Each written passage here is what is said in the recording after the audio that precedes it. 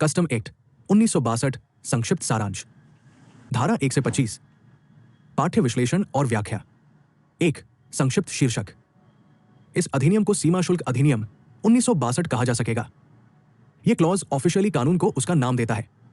Legal documents, notifications और court case में इसे द कस्टम्स एक्ट 1962 कहा जाता है। 2 सीमा प्रयोज्यता। इसका विस्तार पूरे भारत में है। इसका मतलब है यह एक्ट पूरे भारत में लागू होता है, जिसमें शामिल है सभी राज्य और केंद्र शासित प्रदेश, भारत के प्रादेशिक जल, सीमा शुल्क बंदरगाह, हवाई अड्डे, भूमि सीमा शुल्क स्टेशन। यह भारतीय सीमाओं के पार सामान के इंपोर्ट और एक्सपोर्ट को कंट्रोल करता है। सीमा शुल्क कानून में भारत में यह भी शामिल है प्रादेशिक जल 12 समुद्री मील तक, जमीनी सीमाओं से परे कुछ कस्टम कंट्रोल्ड इलाके, जैसा कि नोटिफाई किया गया है। 3 प्रारंभ। यह उस तारीख को लागू होगा जिसे केंद्रीय सरकार आधिकारिक राजपत्र में अधिसूचना द्वारा नियत करेगी। यह खंड केंद्र सरकार को अधिकृत करता है एक्ट के लागू होने की तारीख तय करें। ऑफिशियल गजट के जरिए उस तारीख को नोटिफाई करें। Practical point. सरकार द्वारा नोटिफाई किए जाने के अनुसार 1 फरवरी 1963 को लागू हुआ। सार तालिका। धारा, अर्थ, संक्षिप्त शीर्षक। आधिकारिक नाम सीमा शुल्क अधिनियम 1962। क्षेत्र पूरे भारत पर लागू। प्रारंभ केंद्र सरकार द्वारा अधिसूचित तिथि से लागू। सेक्शन 1 क्यों जरूरी है? अधिनियम का कानूनी अधिकार स्थापित करता है, भौगोलिक अधिकार क्षेत्र को परिभाषित करता है। यह कंफर्म करता है कि कस्टम्स कानून एक सेंट्रल कानून है जो पूरे भारत में एक जैसा लागू होता है। सेक्शन 2 कस्टम्स एक्ट 1962 का डेफिनेशन सेक्शन है। यह पूरे एक्ट में इस्तेमाल किए गए जरूरी शब्दों और बातों का मतलब बताता है। यह मतलब तब तक लागू होते हैं जब तक कि कॉन्टेक्स्ट की जरूरत न हो। नीचे सेक्शन 2 के तहत सबसे जरूरी डेफिनेशन की साफ एग्जाम और प्रैक्टिस के हिसाब से जानकारी दी गई है। धारा 2 के तहत मुख्य परिभाषाएं। 1 सीमा शुल्क क्षेत्र। धारा 2 11 वो जगह जहां इंपोर्टेड या एक्सपोर्ट किए गए सामान को कस्टम से क्लियरेंस मिलने से पहले रखा जाता है। इसमें शामिल है सीमा शुल्क बंदरगाह, सीमा शुल्क हवाई अड्डे, गोदामों, कंटेनर डिपो। महत्व, कस्टम्स कंट्रोल सिर्फ कस्टम्स एरिया में ही लागू होता है। 2 सीमा शुल्क पत्तन। धारा 2 12 केंद्र सरकार द्वारा नियुक्त एक बंदरगाह, निर्यात माल लोड करना, आयातित माल उतारना। उदाहरण न्हावा शेवा, मुंबई पोर्ट। 3 सीमा शुल्क हवाई अड्डा। धारा 2 10 हवाई जहाज से सामान के इंपोर्ट एक्सपोर्ट के लिए बनाया गया एयरपोर्ट। उदाहरण IGI एयरपोर्ट, दिल्ली। 4 सीमा शुल्क स्टेशन। धारा 2 13 इसमें शामिल है सीमा शुल्क बंदरगाह, सीमा शुल्क हवाई अड्डा, अंतर्देशीय कंटेनर डिपो ICD, भूमि सीमा शुल्क स्टेशन। सभी कस्टम लोकेशन को कवर करने वाला व्यापक शब्द। 5 माल। धारा 2 22 इसमें शामिल है जहाज, विमान, वाहन। स्टोर सामान, मुद्रा भारतीय और विदेशी। बहुत व्यापक परिभाषा। 6 आयात। धारा 2 23 भारत के बाहर किसी जगह से भारत में सामान लाना। 7 निर्यात। धारा 2 18 भारत से बाहर किसी जगह पर सामान ले जाना। 8 आयातक। धारा 2 26 कोई भी व्यक्ति जो माल का आयात या खुद को इंपोर्टर बताता है या क्या इंपोर्ट के समय मालिक बेनिफिशियल मालिक है, यहां तक कि बेनिफिशियल ओनर को भी इंपोर्टर माना जा सकता है। 9 निर्यातक। धारा 2 20 वो व्यक्ति जो सामान एक्सपोर्ट करता है या खुद को एक्सपोर्टर बताता है। 10 शुल्क योग्य माल। धारा 2 14 वे सामान जिन पर कस्टम ड्यूटी लगती है। 11 कर्तव्य। धारा 2 15 इसके तहत लगने वाला कस्टम ड्यूटी। सीमा शुल्क अधिनियम 1962 कोई अन्य लागू कानून। 12 विदेशगामी पोत विमान। धारा 2 21 एक जहाज या विमान माल या यात्रियों के परिवहन में लगे हुए भारत और एक विदेशी देश के बीच। 13 गोदाम। धारा 2 43 एक्ट के तहत लाइसेंस वाली ऐसी जगह जहां इंपोर्टेड सामान को बिना ड्यूटी दिए स्टोर किया जा सकता है। सीमा शुल्क अधिनियम 1962 की धारा 3 अतिरिक्त शुल्क लगाना, काउंटरवेलिंग ड्यूटी CVD। 1 धारा 3 का उद्देश्य। सेक्शन 3 का मकसद इंपोर्टेड सामान और भारत में बने सामान के बीच बराबरी पक्का करना है। अगर किसी इंपोर्टेड चीज को बिना घरेलू टैक्स जैसे एक्साइज GST दिए भारत में आने दिया जाता है तो उसे भारतीय बनाने वालों के मुकाबले गलत कीमत का फायदा मिलेगा। इसे रोकने के लिए एक्स्ट्रा कस्टम ड्यूटी लगाई जाती है। 2 सेक्शन 3 क्या देता है? जब भारत में सामान इंपोर्ट किया जाता है तो बेसिक कस्टम्स ड्यूटी BCD के अलावा एक एक्स्ट्रा ड्यूटी भी लगती है जो भारत में बनी या प्रोड्यूस की गई वैसी ही चीज पर लगने वाली ड्यूटी टैक्स के बराबर होती है। सामान्य शर्तों में इंपोर्टेड सामान पर भी लोकल सामान जितना ही इनडायरेक्ट टैक्स का बोझ होना चाहिए। 3. अतिरिक्त ड्यूटी की प्रकृति CVD काउंटरवेलिंग ड्यूटी CVD के नाम से जाना जाता है। ये इन चीजों को बैलेंस करता है। केंद्रीय उत्पाद शुल्क पूर्ववर्ती व्यवस्था या GST बटा कंपनसेशन सेस GST के बाद की व्यवस्था जैसा लागू हो। 4. रेट कैसे तय होता है? भारत में बनी एक जैसी चीज की पहचान करें, उस आइटम पर लागू ड्यूटी टैक्स की वही दर लागू करें। अगर ऐसा कोई आर्टिकल मौजूद नहीं है, ज्यादातर मिलते जुलते आर्टिकल पर लागू रेट का इस्तेमाल किया जाता है। 5. अतिरिक्त शुल्क के लिए मूल्यांकन एडिशनल ड्यूटी की गणना इस पर की जाती है। निर्धारणीय मूल्य प्लस मूल सीमा शुल्क। तो ये केवल इनवॉइस वैल्यू पर ही नहीं बल्कि BCD सहित वैल्यू पर भी है। 6. जरूरी सबसेक्शन संक्षिप्त धारा 3(1) अतिरिक्त शुल्क के लिए मुख्य प्रभार प्रावधान। धारा 3(1)(a) अतिरिक्त शुल्क की गणना के लिए मूल्यांकन नियम। धारा 3(2) दर निर्धारण जब उत्पाद शुल्क विशिष्ट संयुक्त हो। धारा 3(3) सब्सिडी वाले आयात पर अतिरिक्त शुल्क लगाने की शक्ति। 7. प्रैक्टिकल उदाहरण imported product value AV 1 lakh रुपए, बेसिक कस्टम ड्यूटी @10% 10,000 रुपए, CVD की कीमत 1,10,000 रुपए, एक्साइज GST समतुल्य दर 18%, अतिरिक्त शुल्क CVD 1,10,000 रुपए का 18% 19,800 रुपए। कस्टम्स एक्ट 1962 का सेक्शन 4 CA बटा कस्टम्स ब्रोकर बटा डिपार्टमेंटल एग्जाम के लिए उपयोगी। धारा 4 सीमा शुल्क अधिकारियों की नियुक्ति। कानूनी प्रावधान सरल शब्दों में section 4 central board of indirect taxes and customs CBIC को कस्टम्स एक्ट 1962 के तहत कस्टम्स के अधिकारियों को नियुक्त करने और उन्हें खास अधिकार और ड्यूटी देने का अधिकार देता है। कस्टम अधिकारियों की नियुक्ति कौन करता है? CBIC केंद्रीय अप्रत्यक्ष कर और सीमा शुल्क बोर्ड, पहले CBEC के रूप में जाना जाता था। सेक्शन 4 क्या देता है? एक अधिकारियों की नियुक्ति की शक्ति। बोर्ड कस्टम्स के इन या किसी दूसरे अधिकारियों को नियुक्त कर सकता है। प्रधान मुख्य सीमा शुल्क आयुक्त, मुख्य सीमा शुल्क आयुक्त, प्रधान आयुक्त बटा सीमा शुल्क आयुक्त, अतिरिक्त बटा संयुक्त बटा उप बटा सहायक आयुक्त, किसी भी दूसरे क्लास के officer, superintendent, inspector, preventive officer वगैरह। 2 शक्तियों और कर्तव्यों का आवंटन। बोर्ड या कस्टम्स कमिश्नर ये कर सकते हैं। अधिकारियों को विशिष्ट कार्य सौंपे। शक्तियों को किसी खास क्षेत्र, बंदरगाह, हवाई अड्डे या मामले तक सीमित करें। एक अधिकारी केवल उन्हीं शक्तियों का इस्तेमाल कर सकता है जो उसे आधिकारिक तौर पर सौंपी गई है। 3 क्षेत्रीय अधिकार क्षेत्र। अधिकारियों को नियुक्त किया जा सकता है। एक custom station, port, ICD, airport, land custom station. Notification के आधार पर एक क्षेत्र, जोन या पूरा भारत। व्यावहारिक उदाहरण बंदरगाहों पर तस्करी रोकने के लिए एक प्रिवेंटिव ऑफिसर नियुक्त किया गया है। एक सुपरिटेंडेंट को सेक्शन 110 सीजर के तहत पावर दी गई है। एक कमिश्नर सेक्शन 122 के तहत एडजुडिकेशन ऑर्डर जारी करता है। ऐसी सभी नियुक्तियां और शक्तियां तभी वैध होंगी जब वे धारा 4 द्वारा समर्थित हों। सीमा शुल्क अधिनियम 1962 की धारा 5 सीमा शुल्क अधिकारियों की शक्तियां। सीमा शुल्क अधिनियम 1962 1 सेक्शन 5 किससे संबंधित है? Section 5 central board of indirect tax and customs CBIC और सीनियर कस्टम अधिकारियों को कस्टम अधिकारियों को काम और अधिकार देने का अधिकार देता है। आसान शब्दों में यह इस सवाल का जवाब देता है, कौन सा कस्टम अधिकारी क्या काम कर सकता है? 2 पावर कौन दे सकता है? धारा 5 के तहत CBIC बोर्ड, प्रधान आयुक्त बटा सीमा शुल्क आयुक्त कस्टम अधिकारियों को अधिकार और कर्तव्य सौंप सकते हैं। 3 धारा 5 के मुख्य प्रावधान। 1 कार्यों का आवंटन। बोर्ड या कमिश्नर एक्ट के तहत कोई भी काम इन्हें दे सकते हैं। कोई भी सीमा शुल्क अधिकारी या कोई अन्य अधिकारी शर्तों के अधीन।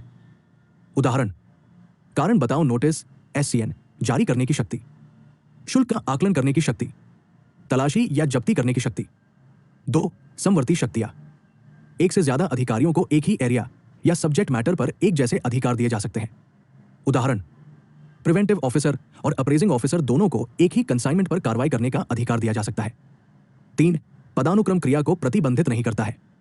अगर किसी सीनियर ऑफिसर के पास भी पावर हो तो भी जूनियर ऑफिसर उसे दी गई पावर का सही इस्तेमाल कर सकता है। मतलब सिर्फ इसलिए कि एक सीनियर ऑफिसर मौजूद है इसका मतलब यह नहीं है कि एक सही अधिकार वाले जूनियर ऑफिसर का काम अमान्य हो जाता है। 4 प्रैक्टिकल महत्व मुकदमेबाजी के लिए बहुत महत्वपूर्ण। सेक्शन 5 का इस्तेमाल अक्सर इनसे जुड़े झगड़ों में किया जाता है। क्षेत्राधिकार, एससीएन की वैधता, नोटिस या आदेश जारी करने वाले अधिकारी का अधिकार। आम मुकदमेबाजी बिंदु, एससीएन अमान्य है क्योंकि इसे ऐसे अधिकारी ने जारी किया था जिसके पास उचित अधिकार नहीं थे। कोर्ट की जांच, धारा 5 के तहत शक्ति सौंपी गई थी। क्या सही नोटिफिकेशन बटा ऑर्डर मौजूद है? 5 मुख्य न्यायिक सिद्धांत, अगर कोई अधिकारी सही पावर दिए बिना काम करता है तो कार्रवाई रद्द हो सकती है। सही नोटिफिकेशन या ऑथराइजेशन बहुत जरूरी है। 6 सरल एक पंक्ति सारांश, सेक्शन 5 सीबीआईसी और कमिश्नरों को यह तय करने की इजाजत देता है कि कस्टम्स एक्ट के तहत कौन सा कस्टम ऑफिसर कौन सी पावर का इस्तेमाल कर सकता है। सीमा शुल्क अधिनियम 1962 की धारा 6 बोर्ड और सीमा शुल्क अधिकारियों के कार्यों को कुछ अन्य अधिकारियों को सौंपना। 1 सेक्शन 6 किस बारे में है? आसान शब्दों में, सेक्शन 6 केंद्र सरकार को कस्टम का काम ऐसे अधिकारियों को सौंपने की इजाजत देता है जो कस्टम अधिकारी नहीं है, जैसे दूसरे डिपार्टमेंट या एजेंसी के अधिकारी। आसान शब्दों में, अगर ऑफिशियली अधिकार मिले तो नॉन कस्टम ऑफिसर भी कस्टम का काम कर सकते हैं। 2 काम किसे सौंपा जा सकता है? केंद्र सरकार, एक अधिसूचना के माध्यम से।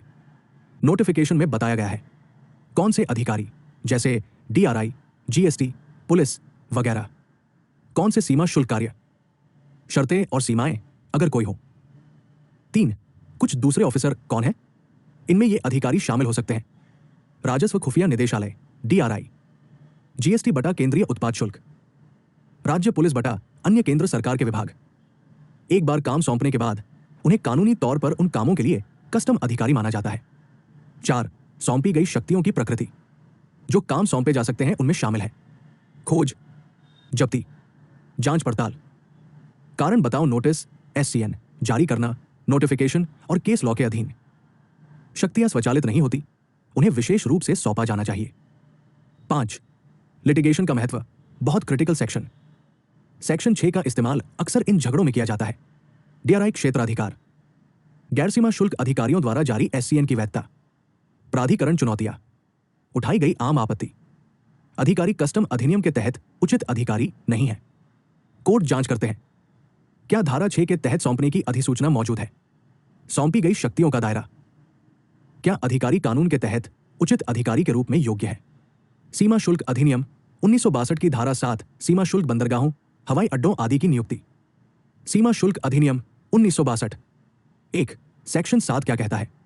सेक्शन 7 केंद्र सरकार को ऐसी जगह तय करने का अधिकार देता है जहां कस्टम कंट्रोल के तहत कानूनी तौर पर सामान का इंपोर्ट और एक्सपोर्ट हो सके। आसान शब्दों में, सामान सिर्फ नोटिफाइड कस्टम लोकेशन से ही इंपोर्ट या एक्सपोर्ट किया जा सकता है। 2 इन जगहों को कौन नियुक्त करता है? केंद्र सरकार, आधिकारिक राजपत्र में अधिसूचना द्वारा। 3 किस तरह की जगह अपॉइंट की जा सकती है? सेक्शन 7 के तहत सरकार नोटिफाई कर सकती है: सीमा शुल्क बंदरगाह, समुद्री बंदरगाह, सीमा शुल्क हवाई अड्डे, land custom station LCS land border के लिए, अंतर्देशीय कंटेनर डिपो आईसीडी, सीमा शुल्क माल स्टेशन सीएफएस। हर जगह को खास मकसद, इंपोर्ट, एक्सपोर्ट या दोनों के लिए नोटिफाई किया जाता है। 4 धारा 7 का कानूनी प्रभाव, किसी नोटिफाइड जगह के बाहर इंपोर्ट एक्सपोर्ट करना गैरकानूनी है, स्मगल किया हुआ सामान माना जा सकता है। कस्टम्स प्रोसीजर, असेसमेंट, जांच, क्लियरेंस सिर्फ सेक्शन 7 वाली जगहों पर लागू होते हैं।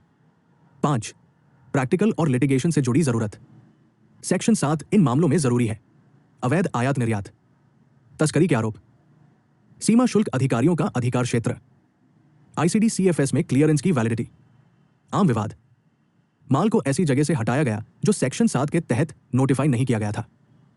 6 दूसरे सेक्शन के साथ लिंक करें।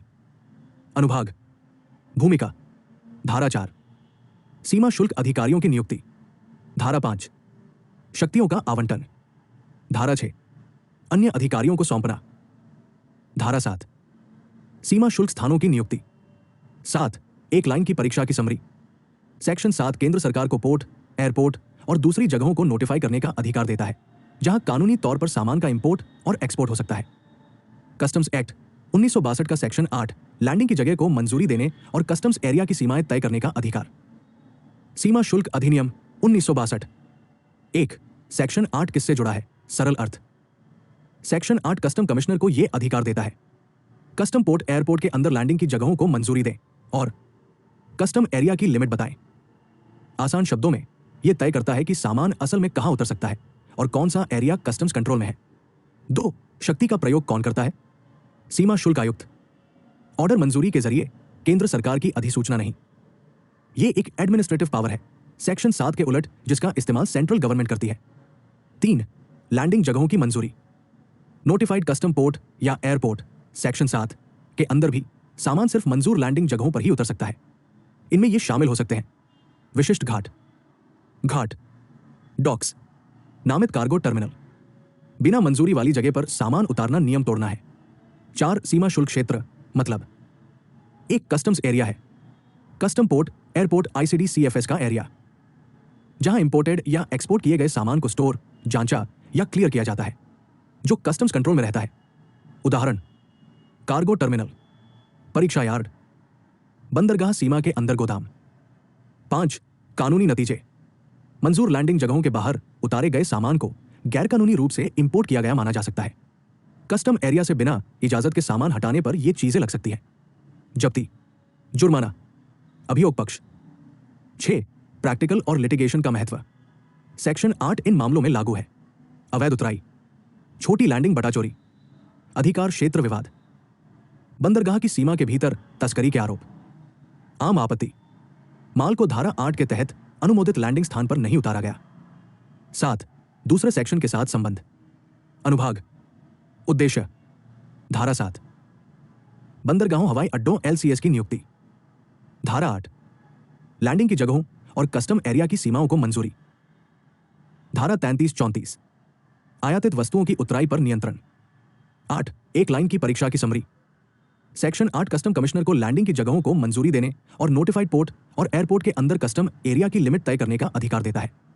सीमा शुल्क अधिनियम 1962 की धारा 9, कुछ स्थानों को भंडारण स्टेशन घोषित करने की शक्ति। सीमा शुल्क अधिनियम 1962। 1. सेक्शन 9 क्या बताता है? सरल अर्थ। सेक्शन 9 केंद्र सरकार को ऐसी जगहों को वेयरहाउसिंग स्टेशन घोषित करने का अधिकार देता है जहां इंपोर्टेड सामान को बिना कस्टम ड्यूटी के तुरंत पेमेंट किए स्टोर किया जा सकता है। आसान शब्दों में यह उन जगहों को ऑथराइज करता है जहां बॉन्डेड वेयरहाउसिंग की इजाजत है। 2. वेयरहाउसिंग स्टेशन कौन घोषित करता है? केंद्र सरकार, आधिकारिक राजपत्र में अधिसूचना द्वारा। 3. वेयरहाउसिंग स्टेशन क्या है?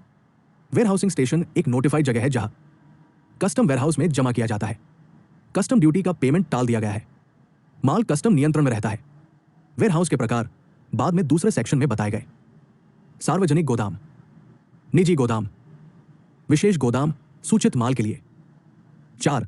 धारा 9 का उद्देश्य, व्यापार और रसद को सुविधाजनक बनाना, तत्काल ड्यूटी का बोझ कम करें, इंपोर्टर्स को यह करने की अनुमति दें, सामान स्टोर करें, पुनः निर्यात, बाद में घर के इस्तेमाल के लिए सामान निकाल लें। 5. कानूनी महत्व, सिर्फ सेक्शन 9 के तहत नोटिफाई की गई जगहों पर ही वेयरहाउस किया जा सकता है। गैरसूचित जगह पर वेयरहाउसिंग गैरकानूनी है। आधार बनाता है सेक्शन 57 से 73। 6. दूसरे सेक्शन के साथ लिंक करें। अनुभाग, भूमिका, धारा 7, बंदरगाहों, हवाई अड्डों, एलसीएस की नियुक्ति। धारा 8, लैंडिंग की जगह और कस्टम एरिया की मंजूरी। धारा 9, वेयरहाउसिंग स्टेशनों की घोषणा। धारा 57-58, गोदामों का लाइसेंस। धारा 68, गोदाम से निकासी। 7. एक लाइन की परीक्षा की समरी। सेक्शन 9 केंद्र सरकार को ड्यूटी का तुरंत पेमेंट किए बिना इंपोर्टेड सामान के स्टोरेज के लिए जगहों को वेयरहाउसिंग स्टेशन के तौर पर नोटिफाई करने का अधिकार देता है। कस्टम्स एक्ट 1962 का सेक्शन 10 कस्टम्स पोर्ट्स, एयरपोर्ट वगैरह को तय घंटों के लिए कस्टम स्टेशन के तौर पर नियुक्त करने का अधिकार। सीमा शुल्क अधिनियम 1962। 1. सेक्शन 10 में क्या शामिल है? सादा मतलब, सेक्शन 10 कस्टम कमिश्नर को यह अधिकार देता है कि वो काम के घंटे तय कर सके जिसके दौरान custom station, port, airport, ICD, LCS वगैरह इंपोर्ट, एक्सपोर्ट और कस्टम क्लियरेंस के लिए काम करेंगे। सीधे शब्दों में कहें तो यह तय करता है कि बताई गई जगह पर कस्टम का काम कब किया जा सकता है। 2. शक्ति का प्रयोग कौन करता है? सीमा शुल्क आयुक्त, आदेश, अधिसूचना, प्रशासनिक आदेश द्वारा। धारा 7 स्थान और धारा 9 गोदाम स्टेशन के विपरीत धारा 10 केवल समय से संबंधित है। 3. सेक्शन 10 के तहत क्या बताया जा सकता है? कमिश्नर ये बता सकते हैं संचालन के दिन, समय जैसे सुबह 9 बजे से शाम 6 बजे तक, अलग अलग समय, आयात मंजूरी, निर्यात निकासी, जांच, लोडिंग, अनलोडिंग, 4. सामान्य समय के बाद विशेष अनुमति। बताए गए घंटों के बाद आमतौर पर क्लियरेंस की इजाजत नहीं है, हालांकि कमिश्नर इसकी अनुमति दे सकता है। Overtime clearance. निर्दिष्ट स्टेशनों पर 24/7 संचालन, आमतौर पर इसके अधीन आयातक निर्यातक द्वारा अनुरोध। निर्धारित फीस ओवरटाइम चार्ज का पेमेंट। 5. कानूनी और व्यावहारिक महत्व। सेक्शन 10 इन मामलों में जरूरी है। काम के घंटों के बाद क्लियरेंस किया गया। परीक्षा लोडिंग की वैधता। अंधीकृत निकासी के दावे। विलंब शुल्क देरी विवाद। आम समस्या। बिना इजाजत के सामान की जांच की गई या उसे तय समय के बाद भी क्लियरेंस दिया गया। 6. आसपास के सेक्शन के साथ संबंध। अनुभाग। यह किससे संबंधित है? धारा 7 सीमा शुल्क बंदरगाहों हवाई अड्डों की नियुक्ति। धारा 8 लैंडिंग स्थान और सीमा शुल्क क्षेत्र की सीमाएं। धारा 9 where housing station.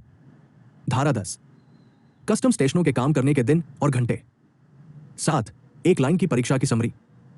Section 10 custom commissioner को नोटिफाइड कस्टम स्टेशनों पर कस्टम ऑपरेशन के लिए काम के दिन और घंटे तय करने का अधिकार देता है। सीमा शुल्क अधिनियम 1962 की धारा 11 वस्तुओं के आयात या निर्यात पर रोक लगाने की शक्ति। सीमा शुल्क अधिनियम 1962। 1. सेक्शन 11 का क्या मतलब है? सरल शब्दों में, सेक्शन 11 केंद्र सरकार को कुछ खास चीजों के इंपोर्ट या एक्सपोर्ट पर रोक, पूरी तरह बैन लगाने या उसे रोकने का अधिकार देता है। आसान शब्दों में, सरकार भारत में आने वाले या बाहर जाने वाले सामान को रोक या कंट्रोल कर सकती है। 2. इस शक्ति का इस्तेमाल कौन करता है? केंद्र सरकार। आधिकारिक राजपत्र में अधिसूचना के माध्यम से। नोटिफिकेशन में यह हो सकता है पूरी तरह से मना करें या परमिट शर्तों, लाइसेंस, कोटा, कंप्लायंस वगैरह के अधीन है। 3. रोक प्रतिबंध के कारण। रोक इन मकसदों के लिए लगाई जा सकती है: भारत की सुरक्षा, तस्करी की रोकथाम, मानव, पशु या वनस्पति जीवन का संरक्षण, विदेशी मुद्रा का संरक्षण, घरेलू उद्योग की सुरक्षा, अंतर्राष्ट्रीय दायित्वों का अनुपालन, सार्वजनिक हित। 4. पूर्ण बनाम सशर्त निषेध। पूरी तरह से मनाही। इंपोर्ट एक्सपोर्ट की बिल्कुल भी इजाजत नहीं है, जैसे नशीली दवाएं, नकली करेंसी। कंडीशनल रोक।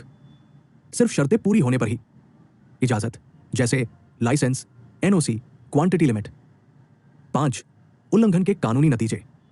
अगर सेक्शन 11 का उल्लंघन करके सामान इंपोर्ट एक्सपोर्ट किया जाता है, सामान प्रतिबंधित सामान बन जाता है। जब्ती के लिए उत्तरदायी। आयातक निर्यातक पर जुर्माना लग सकता है। संभावित अभियोजन। 6. प्रैक्टिकल और लिटिगेशन का महत्व। सेक्शन 11 इन विवादों के लिए जरूरी है। निषिद्ध बनाम प्रतिबंधित सामान, बिना लाइसेंस के आयात। धारा 111/113 के तहत जब्ती। दंड कार्यवाही। आम रक्षा समस्या। सामान प्रतिबंधित है, निषिद्ध नहीं है, इसलिए मोचन जुर्माना लागू है। 7. दूसरे कानूनों के साथ संबंध। अक्सर इसके साथ पढ़ा जाता है: विदेशी व्यापार विकास एवं विनियमन अधिनियम, डीजीएफटी अधिसूचनाएं बटा एफटीपी। धारा 11 के तहत अधिसूचित होने के बाद प्रतिबंधों को लागू करता है। 8. एक लाइन की परीक्षा की समरी। सेक्शन 11 केंद्र सरकार को नोटिफिकेशन के जरिए पब्लिक इंटरेस्ट में सामान के इंपोर्ट या एक्सपोर्ट पर रोक लगाने या उसे रोकने का अधिकार देता है। सीमा शुल्क अधिनियम 1962 की धारा 12 शुल्क योग्य वस्तुएं। सीमा शुल्क अधिनियम 1962। 1. सेक्शन 12 क्या कहता है? सरल अर्थ। सेक्शन 12 कस्टम्स एक्ट का चार्जिंग सेक्शन है। इसमें कहा गया है कि भारत में इंपोर्ट या यहां से एक्सपोर्ट किए जाने वाले सामान पर कस्टम्स टैरिफ एक्ट 1975 के तहत बताई गई दरों पर कस्टम्स ड्यूटी लगाई जाएगी। आसान शब्दों में, अगर आप सामान इंपोर्ट या एक्सपोर्ट करते हैं तो कस्टम ड्यूटी लागू होती है जब तक कि खास तौर पर छूट न दी गई हो।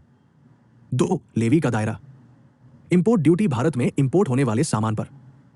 एक्सपोर्ट ड्यूटी भारत से एक्सपोर्ट किए गए सामान पर, सिर्फ नोटिफाइड आइटम पर। ड्यूटी एक्ट के तहत तय समय और जगह पर लागू होती है, सेक्शन 15 से जुड़ा हुआ। 3. शुल्क की दर, रेट और वैल्यूएशन का आधार सेक्शन 12 में नहीं है। वे इस प्रकार है: सीमा शुल्क अधिनियम 1975, संबंधित सूचनाएं, छूट, रियायती दरें। 4. छूट। भले ही सेक्शन 12 ड्यूटी लगाता है, ड्यूटी में पूरी तरह या कुछ छूट दी जा सकती है। केंद्र सरकार की अधिसूचनाएं, धारा 25। इसलिए चार्ज तो है, लेकिन छूट के कारण कलेक्शन 0 हो सकता है। 5. सेक्शन 12 क्यों जरूरी है? यह कस्टम रेवेन्यू की नींव है। सेक्शन 12 के बिना कोई ड्यूटी नहीं लगाई जा सकती। अक्सर इसमें बताया गया है: मूल्यांकन विवाद, छूट के मामले, मूल्यांकन और वर्गीकरण मामले, 6 आसपास के सेक्शन के साथ संबंध। अनुभाग। भूमिका। धारा 11 वस्तुओं पर प्रतिबंध बटा प्रतिबंध। धारा 12 सीमा शुल्क का अधिरोपण। धारा 15 शुल्क की दर की तिथि। धारा 25 शुल्क से छूट। 7 एक लाइन की परीक्षा की समरी। सेक्शन 12 भारत में इंपोर्ट या एक्सपोर्ट किए जाने वाले सभी सामान पर कस्टम्स टैरिफ एक्ट में बताई गई दरों पर कस्टम्स ड्यूटी लगाता है जब तक कि छूट न दी गई हो। सीमा शुल्क अधिनियम 1962 की धारा 13 चुराए गए माल पर शुल्क। सीमा शुल्क अधिनियम 1962। 1 सेक्शन 13 क्या कहता है? सरल अर्थ। सेक्शन 13 इंपोर्टेड सामान की चोरी होने पर कस्टम ड्यूटी से राहत देता है, घर में इस्तेमाल या वेयर हाउसिंग के लिए क्लियरेंस से पहले। अगर कस्टम कंट्रोल में रहते हुए सामान चोरी हो जाता है तो चोरी हुए सामान पर कोई ड्यूटी नहीं देनी होगी। 2 ड्यूटी में छूट पाने की शर्तें। अगर ये सभी शर्तें पूरी होती है तो ड्यूटी नहीं देनी होगी। सामान आयातित सामान है। सामान चुराया जाता है। चोरी अनलोडिंग के बाद लेकिन पहले होती है। घरेलू खपत के लिए मंजूरी या गोदाम के लिए मंजूरी। उस समय सामान कस्टम कंट्रोल में था। अगर ये शर्तें पूरी होती हैं तो ड्यूटी अपने आप माफ हो जाती है। 3 चोरी क्या है? चोरी माल के हिस्से की चोरी। आमतौर पर इसका मतलब छोटे पैमाने पर चोरी से है, तबाही या दुर्घटना से नहीं। जरूरी अंतर। चोरी धारा 13 देय शुल्क नहीं। नुकसान नष्ट होना सेक्शन 23 शर्तों के साथ ड्यूटी में छूट। 4 सेक्शन 13 में क्या शामिल नहीं है? सेक्शन 13 तब लागू नहीं होता जब सामान दुर्घटना, आग या प्राकृतिक कारणों से खो जाता है। क्लियरेंस के बाद सामान चोरी हो जाता है। वेयर हाउसिंग क्लियरेंस के बाद सामान चोरी हो जाता है। माल शॉर्टलैंडेड है, सेक्शन 116 के तहत आता है। 5 व्यावहारिक महत्व। सेक्शन 13 का इस्तेमाल आमतौर पर इनमें किया जाता है। बंदरगाह हवाई अड्डे पर माल चोरी के मामले। चोरी के बावजूद ड्यूटी मांगने पर विवाद। इंपोर्टर्स के दावे जहां कुछ कार्गो गायब है। चोरी के कारण इंपोर्टर को कभी मिले ही नहीं, ऐसे सामान पर कस्टम ड्यूटी नहीं मांग सकता। 6 आसपास के सेक्शन के साथ संबंध। अनुभाग। विषय धारा 12 सीमा शुल्क का अधिरोपण। धारा 13 चोरी के माल पर शुल्क। धारा 23 खोए नष्ट हुए सामान पर छूट। धारा 45 आयातित वस्तुओं की अभिरक्षा। 7 एक लाइन की परीक्षा की समरी। सेक्शन 13 घरेलू इस्तेमाल या वेयर हाउसिंग के लिए क्लियरेंस से पहले चुराए गए इंपोर्टेड सामान पर कस्टम ड्यूटी से राहत देता है। सीमा शुल्क अधिनियम 1962 की धारा 14 मूल्यांकन के प्रयोजनों के लिए माल का मूल्यांकन। सीमा शुल्क अधिनियम 1962। 1 सेक्शन 14 का क्या मतलब है? सरल शब्दों में सेक्शन 14 में बताया गया है कि कस्टम ड्यूटी लगाने के लिए इंपोर्टेड या एक्सपोर्ट किए गए सामान की वैल्यू कैसे तय की जाएगी। कस्टम ड्यूटी की कैलकुलेशन असेसेबल वैल्यू पर की जाती है और सेक्शन 14 बताता है कि उस वैल्यू तक कैसे पहुंचा जाए। 2 मुख्य सिद्धांत ट्रांजैक्शन वैल्यू।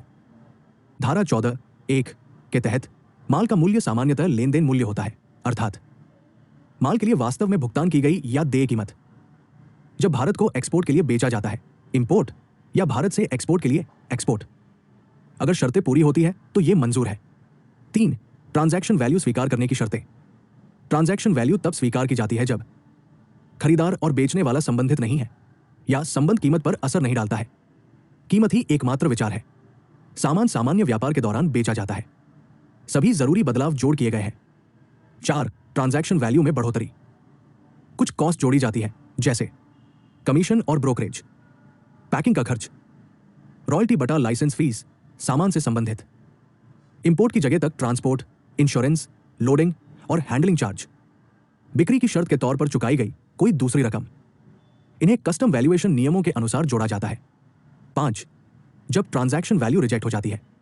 अगर ट्रांजैक्शन वैल्यू स्वीकार नहीं की जा सकती तो वैल्यूएशन नियमों के तहत एक के बाद एक किया जाता है, जैसे समान वस्तु मूल्य, समान वस्तुओं का मूल्य, निगमनात्मक मान, गणना मूल्य, अवशिष्ट विधि।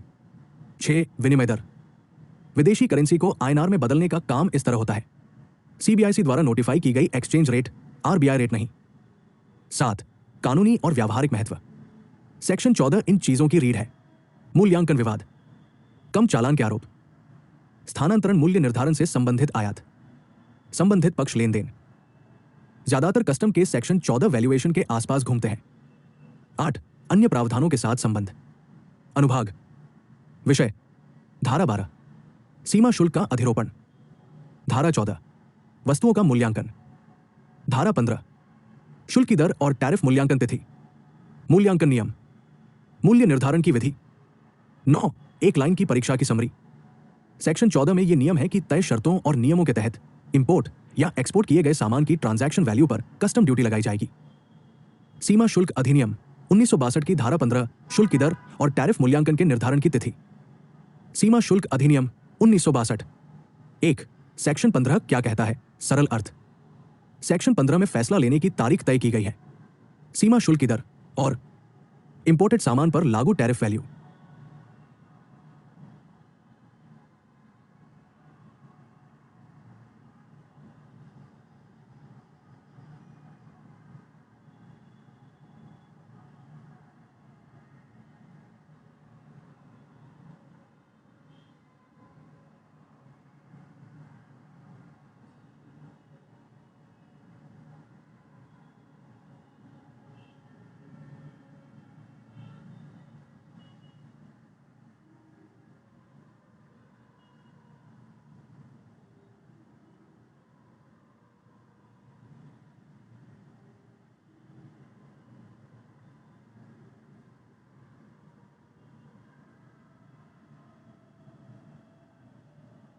आसान शब्दों में ड्यूटी रेट इस बात पर निर्भर करता है कि सामान कब क्लियर किया गया या डॉक्यूमेंट्स कब फाइल किए गए, न कि कब ऑर्डर किया गया या शिप किया गया।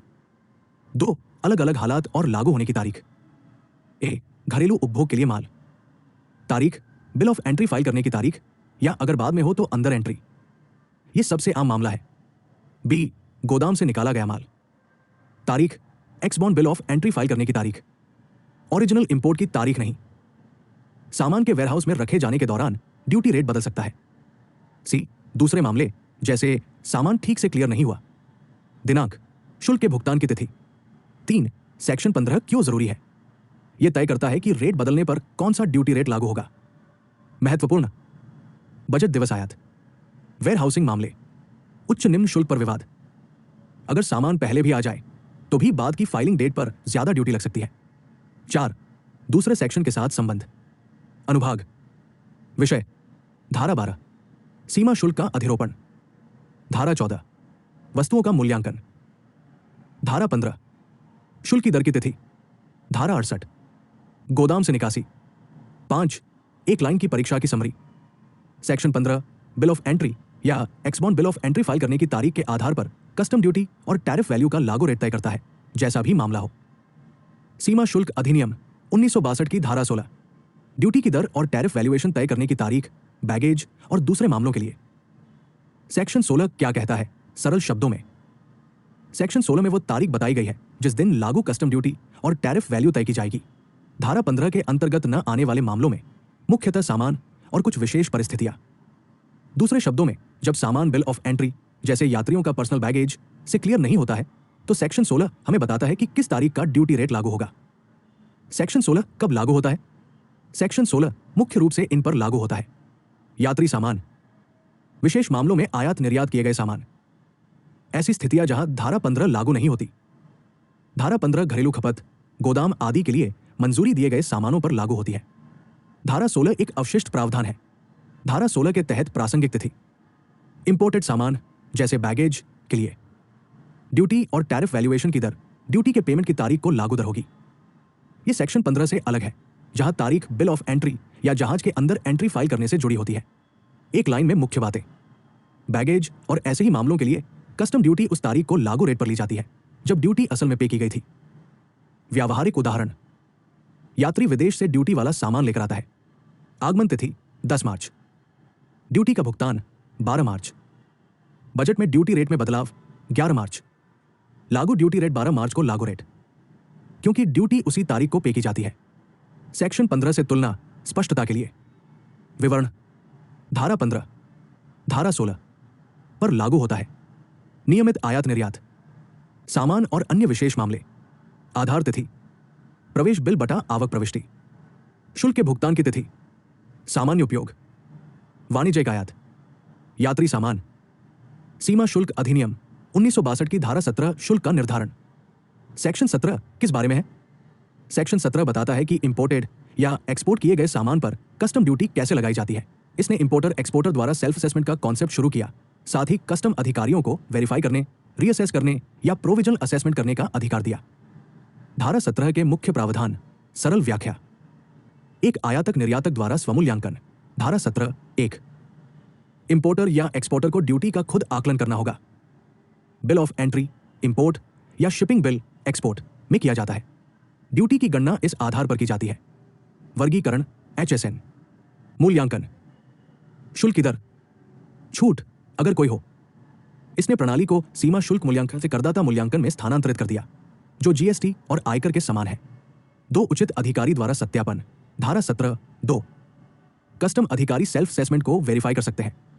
वेरिफिकेशन में ये शामिल हो सकते हैं: माल की जांच, दस्तावेजों की जांच, नमूनों का परीक्षण, आगे की जानकारी की तलाश। वेरिफिकेशन रिस्क पर आधारित है, हर मामले में जरूरी नहीं है। 3 उचित अधिकारी द्वारा पुनर्मूल्यांकन। धारा 17(4) अगर ऑफिसर को सेल्फ असेसमेंट गलत लगता है तो वो ड्यूटी का रीअसेसमेंट कर सकता है। रीअसेसमेंट इन वजहों से हो सकता है: गलत वर्गीकरण, कम मूल्यांकन, गलत छूट का दावा, शुल्क की गलत दर, 4 अनुरोध पर बोलने का आदेश। धारा 17(5) अगर ड्यूटी का फिर से मूल्यांकन किया जाता है, इंपोर्टर एक्सपोर्टर स्पीकिंग ऑर्डर का अनुरोध कर सकते हैं। 15 दिनों के अंदर एक तर्कपूर्ण ऑर्डर जारी करना होगा। अपील और मुकदमे के लिए जरूरी 5 अनंतिम मूल्यांकन। धारा 17(6) जब असेसमेंट को तुरंत फाइनल नहीं किया जा सकता तो प्रोविजनल असेसमेंट की अनुमति है। इस कारण गुम दस्तावेज, लंबित परीक्षण रिपोर्ट, मूल्यांकन विवाद, सामान को इसके बाद क्लियर किया जा सकता है। बांड का निष्पादन, सुरक्षा प्रदान करना। फाइनल असेसमेंट बाद में सेक्शन 18 के तहत किया जाता है। व्यावहारिक उदाहरण: इंपोर्टर ने बिल ऑफ एंट्री फाइल करके बताया, मूल्य 10 लाख रुपए, शुल्क 2 लाख रुपए, कस्टम्स को अंडर वैल्यूएशन मिला, कीमत का फिर से आकलन करके 12 लाख रुपए किया गया, ड्यूटी 2.4 लाख रुपए हो जाती है। इंपोर्टर यह कर सकता है: शुल्क का भुगतान करें, बोलने का क्रम पूछें, अगर आप परेशान हैं तो अपील करें। सीमा शुल्क अधिनियम 1962 की धारा 18 अनंतिम मूल्यांकन। सेक्शन 18 क्या है? सेक्शन 18 ड्यूटी के प्रोविजनल असेसमेंट की इजाजत देता है जब जानकारी, डॉक्यूमेंट्स की कमी या टेस्ट पूछताछ की जरूरत की वजह से फाइनल असेसमेंट तुरंत पूरा नहीं किया जा सकता। यह सेफगार्ड्स के तहत बिना देरी के सामान को क्लियरेंस करने में मदद करता है। प्रोविजनल असेसमेंट की अनुमति कब दी जाती है? इनमें से कोई भी बात लागू होती है तो सही ऑफिसर प्रोविजनल असेसमेंट की इजाजत दे सकता है। इंपोर्टर एक्सपोर्टर इसकी रिक्वेस्ट इसलिए करते हैं क्योंकि जरूरी डॉक्यूमेंट्स उपलब्ध नहीं है, जैसे invoice details, contracts, value, classification या ड्यूटी रेट तय करने के लिए जरूरी जानकारी अभी पेंडिंग है। उचित अधिकारी इसे आवश्यक समझे। उदाहरण के लिए, केमिकल टेक्निकल टेस्ट जरूरी है, वैल्यूएशन पर शक है, क्लासिफिकेशन के लिए एक्सपर्ट वेरिफिकेशन की जरूरत है। पूरी की जाने वाली शर्तें। प्रोविजनल असेसमेंट का फायदा उठाने के लिए इंपोर्टर एक्सपोर्टर को यह करना होगा: प्रोविजनल और फाइनल ड्यूटी के बीच के अंतर के लिए एक बॉन्ड तय फॉर्म में भरें। ऑफिसर की जरूरत के हिसाब से security, bank guarantee, cash deposit दें।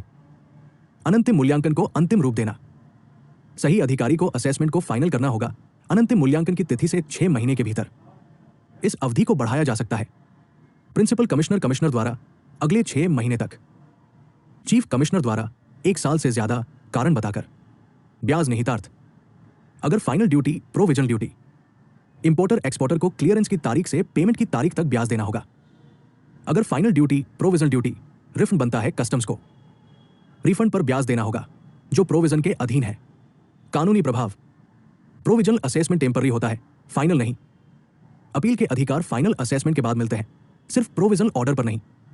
वैल्यूएशन विवाद, SVB मामलों और टेस्ट बेस्ड क्लासिफिकेशन से जुड़े मामलों में इसका बहुत इस्तेमाल होता है। सरल उदाहरण: एक इंपोर्टर केमिकल्स को क्लियर करता है लेकिन लैब टेस्ट रिपोर्ट पेंडिंग है। ड्यूटी का आकलन प्रोविजनल तौर पर बॉन्ड प्लस बैंक गारंटी के आधार पर किया जाता है। टेस्ट के नतीजों के बाद असेसमेंट को फाइनल किया जाता है। अगर ड्यूटी बढ़ती है, इंपोर्टर बैलेंस प्लस इंटरेस्ट देता है।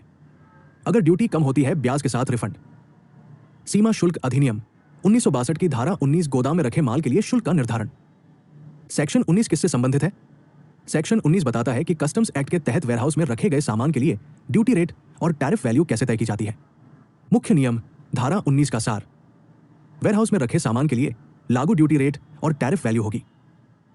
वो रेट और वैल्यू जो उस तारीख को लागू होती है जब सामान असल में घर पर इस्तेमाल के लिए वेयरहाउस से निकाला जाता है, न कि इंपोर्ट की तारीख या वेयरहाउसिंग की तारीख। यह सेक्शन क्यों जरूरी है? वेयरहाउसिंग ड्यूटी पेमेंट को टालने की अनुमति देता है। ड्यूटी लायबिलिटी सिर्फ वेयरहाउस से क्लियरेंस के समय ही तय होती है। वेयरहाउसिंग पीरियड के दौरान ड्यूटी रेट या टैरिफ वैल्यू में कोई भी बदलाव सीधे तौर पर पेमेंट होने वाली ड्यूटी पर असर डालता है। याद रखने योग्य मुख्य बिंदु सिर्फ वेयरहाउस में रखे सामान पर लागू होता है। जरूरी तारीख एक्सबॉन्ड क्लियरेंस की तारीख, एक्सबॉन्ड बिल ऑफ एंट्री फाइल करना। अगर वेयरहाउसिंग के दौरान ड्यूटी बढ़ती है, ज्यादा ड्यूटी देनी होगी। अगर वेयरहाउसिंग के दौरान ड्यूटी कम हो जाती है तो इंपोर्टर को फायदा मिलेगा। सरल उदाहरण, बीसीडी 10% हो तो सामान इंपोर्ट और वेयरहाउस किया जाता है। वेयरहाउस से क्लियरेंस के समय बीसीडी 15% हो जाता है।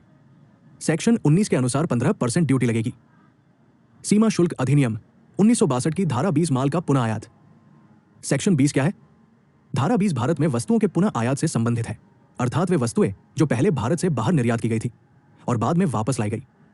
धारा 20 का पाठ्यसार, भारत से एक्सपोर्ट किया गया कोई सामान दोबारा इंपोर्ट किया जाता है तो ऐसे माल पर उसी प्रकार सीमा शुल्क तथा अन्य शुल्क लगेंगे जैसे कि वे आयातित माल हों, जब तक कि केंद्रीय सरकार द्वारा विशेष रूप से छूट न दी गई हो। मुख्य बातें सरल भाषा में, पुनः आयात को नए आयात के रूप में माना जाता है। जब एक्सपोर्ट किया गया सामान भारत वापस आता है तो ड्यूटी के लिए उसे नॉर्मल इंपोर्ट माना जाता है। देय सीमा शुल्क, basic customs duty, BCD, IGST, compensation cess वगैरह लग सकते हैं। सरकारी छूट संभव है। केंद्र सरकार नोटिफिकेशन के जरिए छूट या रियायती ड्यूटी दे सकती है।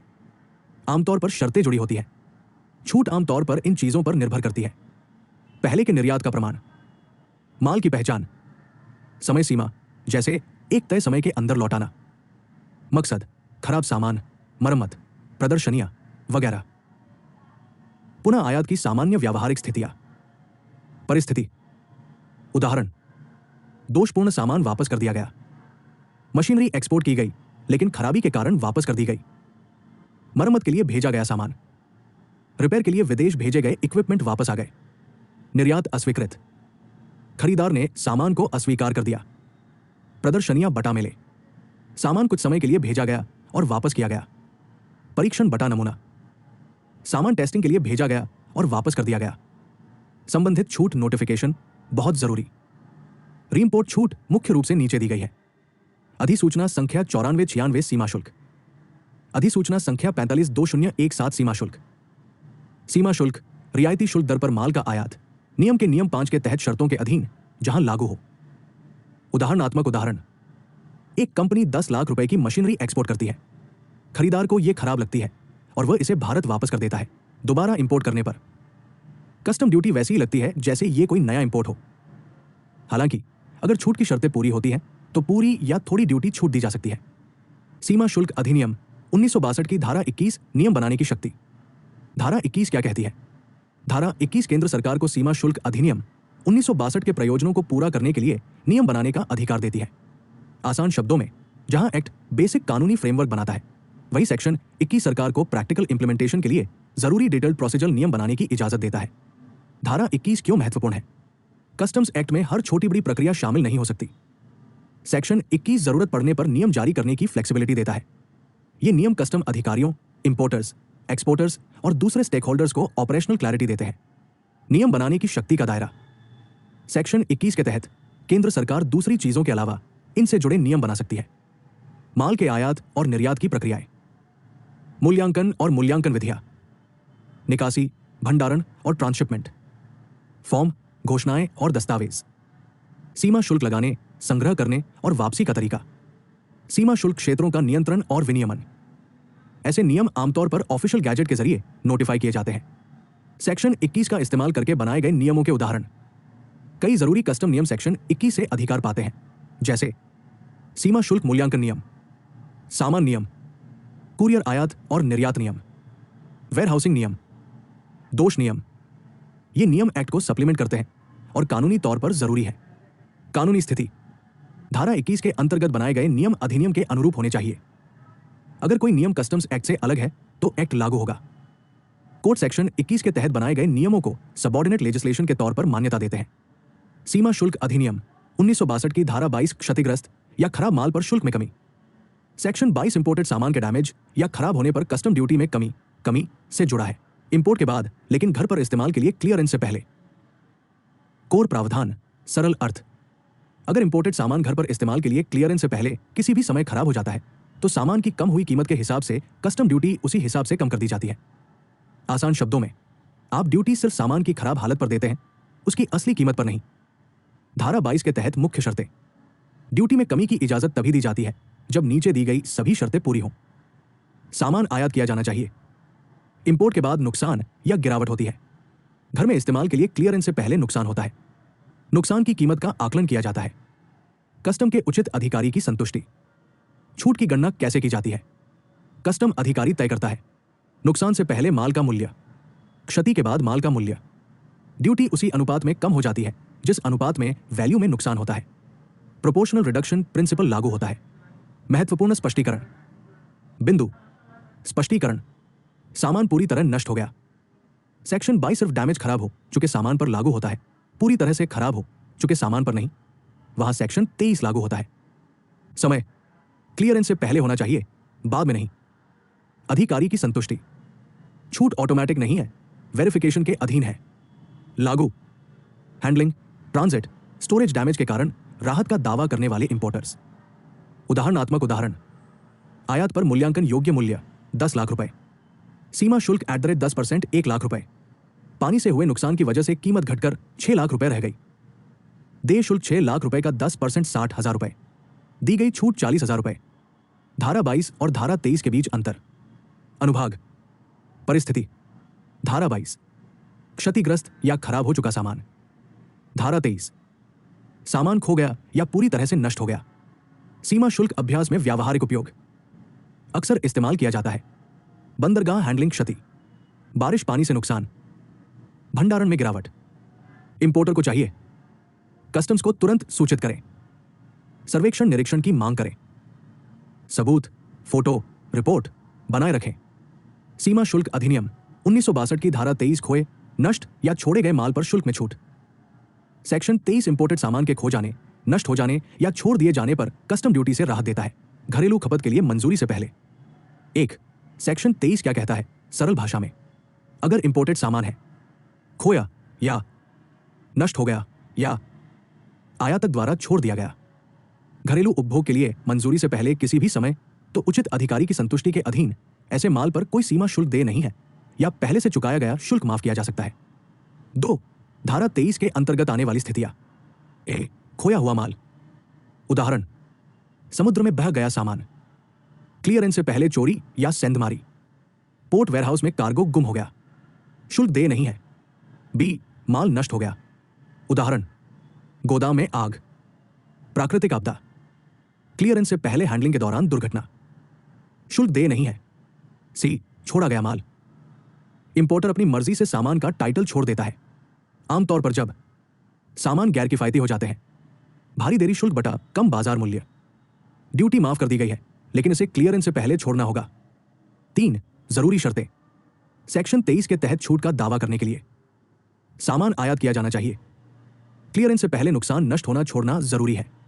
इंपोर्टर को नुकसान या खराब होने की बात साबित करनी होगी।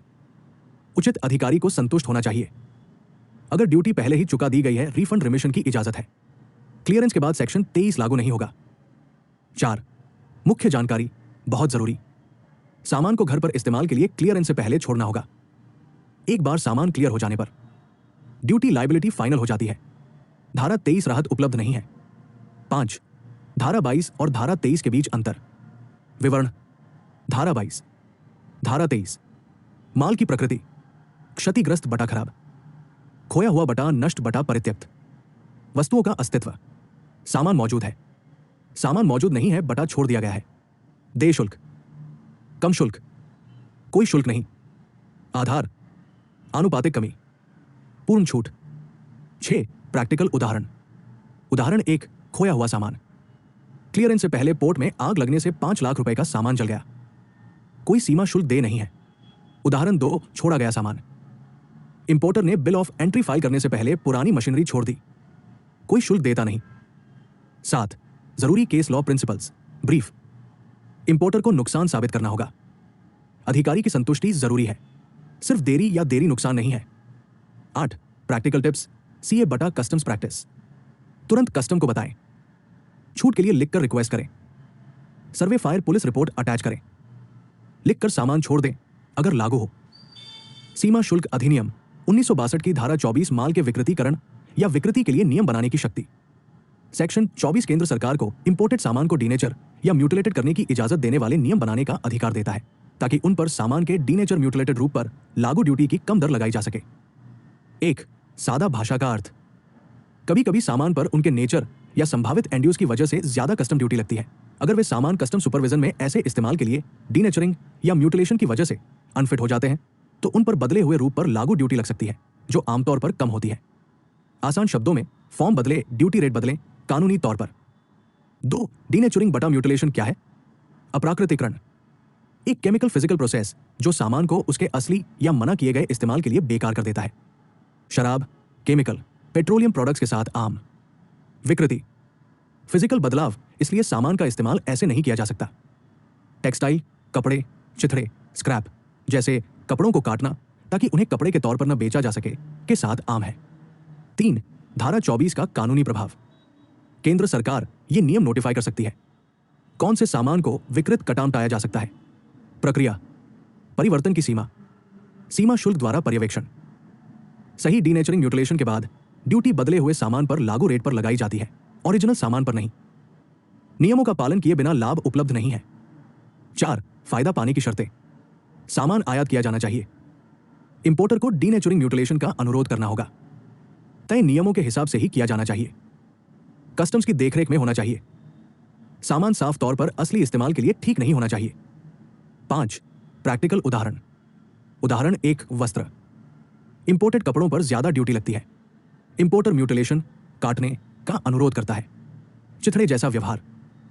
रैक्स रेट पर ड्यूटी कम। उदाहरण 2 अल्कोहल बटा रसायन। नियमों के तहत डिनेचराइज्ड इंपोर्टेड अल्कोहल पीने के लिए इस्तेमाल नहीं किया जा सकता। इंडस्ट्रियल अल्कोहल पर कम ड्यूटी लागू होती है। 6 सेक्शन 24 क्यों है? Legislative intent.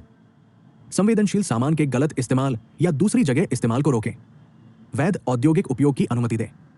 रेवेन्यू प्रोटेक्शन और ट्रेड फैसिलिटेशन के बीच संतुलन। 7 धारा 24 बनाम संबंधित धाराएं। अनुभाग। विषय धारा 22 क्षतिग्रस्त माल के लिए छूट। धारा 23 खोए नष्ट हुए सामान के लिए छूट। धारा 24 ड्यूटी कम करने के लिए डीनेचरिंग म्यूटिलेशन। धारा 25 छूट अधिसूचनाएं। 8 जरूरी प्रैक्टिकल पॉइंट्स। सीए बटा इंपोर्ट एडवाइजरी। पहले से मंजूरी लेना जरूरी है। कस्टम सुपरविजन जरूरी है। गलत तरीके से नुकसान पहुंचाना डिमांड प्लस पेनल्टी का खतरा। स्क्रैप, टेक्सटाइल, केमिकल, पेट्रोलियम में अक्सर इस्तेमाल होता है। सीमा शुल्क अधिनियम 1962 की धारा 25 सीमा शुल्क से छूट देने की शक्ति। धारा 25 केंद्रीय सरकार को यह अधिकार देती है कि वो वस्तुओं को सीमा शुल्क से पूर्णतया या आंशिक रूप से पूर्णतया अथवा शर्तों के अधीन छूट दे सकती है जब वो जनहित में ऐसी छूट को आवश्यक समझे। 1 सेक्शन 25 का क्या मतलब है? सरल भाषा में सरकार एक नोटिफिकेशन जारी करके खास सामान पर कस्टम ड्यूटी कम या हटा सकती है अगर ऐसा करने से लोगों का फायदा हो, जैसे कीमतें कम करना, इंडस्ट्री को सपोर्ट करना, कमी को मैनेज करना, एक्सपोर्ट को बढ़ावा देना। 2 सेक्शन 25 के तहत छूट के प्रकार। ए पूर्ण छूट। धारा 25 1 छूट जरूरी है। इंपोर्टर ड्यूटी देने का ऑप्शन नहीं चुन सकता। कस्टम्स को छूट लागू करनी होगी। उदाहरण जीवन रक्षक दवाओं पर बेसिक कस्टम ड्यूटी पूरी तरह से छूट है। बी सशर्त छूट। धारा 25 1 छूट तभी लागू होगी जब शर्तें पूरी हों। इंपोर्टर इसके बजाय नियम मानना या ड्यूटी देना चुन सकता है। उदाहरण पूंजीगत वस्तुओं पर रियायती शुल्क अंतिम उपयोग की शर्त के अधीन। सी असाधारण परिस्थितियों में विशेष छूट। धारा 25 2 स्पेशल ऑर्डर से मंजूरी दी गई, जनरल नोटिफिकेशन से नहीं। इमरजेंसी या खास हालात में इस्तेमाल होता है, आमतौर पर कैश स्पेसिफिक। उदाहरण आपदा राहत के लिए इंपोर्ट के लिए तुरंत छूट। 3 सार्वजनिक हित मुख्य अवधारणा। एक्ट में पब्लिक इंटरेस्ट को डिफाइन नहीं किया गया है, लेकिन इसमें आमतौर पर यह शामिल है: सार्वजनिक स्वास्थ्य, राष्ट्रीय सुरक्षा, आर्थिक नीति, ट्रेड फैसिलिटेशन, औद्योगिक विकास, मुद्रास्फीति नियंत्रण। अगर पब्लिक इंटरेस्ट की बात कही गई हो तो कोर्ट आमतौर पर पॉलिसी की समझदारी पर सवाल नहीं उठाते। 4 छूट का प्रारूप आधिकारिक राजपत्र अधिसूचना के माध्यम से जारी निर्दिष्ट करता है माल का विवरण, छूट की दर, शर्तें यदि कोई हो, वैधता अवधि यदि समयबद्ध हो। 5 महत्वपूर्ण प्रावधान और स्पष्टीकरण। ड्यूटी देने का ऑप्शन, कंडीशनल छूट। इंपोर्टर कंडीशनल छूट लेने से मना कर सकता है और पूरी ड्यूटी दे सकता है। पूरी छूट के मामले में इसकी इजाजत नहीं है। सबूत का बोझ। इंपोर्टर को छूट की शर्तों का पालन साबित करना होगा। गैर अनुपालन मांग, ब्याज, जुर्माना। 6. धारा 25 बनाम अन्य संबंधित धाराएं। अनुभाग। विषय धारा 22 क्षतिग्रस्त माल के लिए छूट। धारा 23 खोए नष्ट हुए सामान के लिए छूट। धारा 24 विकृति बटा विकृतीकरण। धारा 25 शुल्क से छूट। धारा 28 मांग और वसूली।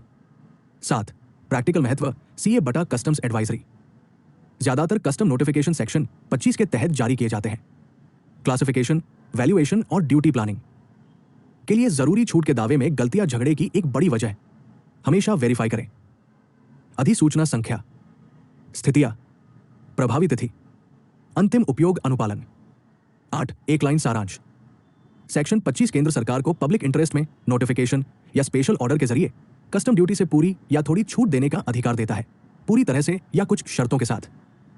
अगर आपको यह वीडियो मददगार लगा हो तो कृपया इसे लाइक, शेयर और सब्सक्राइब करें। जल्द ही फिर मिलेंगे।